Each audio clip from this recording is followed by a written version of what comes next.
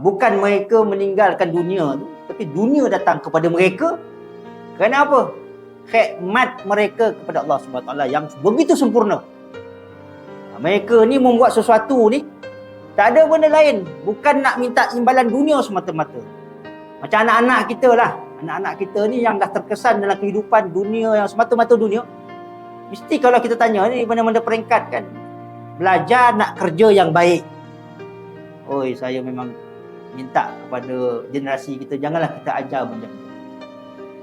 Belajar untuk kerja yang baik. Memang nak dapat kerja. Tapi yang paling penting, kita belajar tu, itu satu tuntutan agama untuk kita dekat dengan Allah.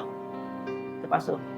Saya pun cakap dengan anak-anak saya pun, belajar aja. Yang penting persiapkan diri dengan semaksimum kualiti yang ada. Dan niat belajar itu adalah untuk kita kenal Allah.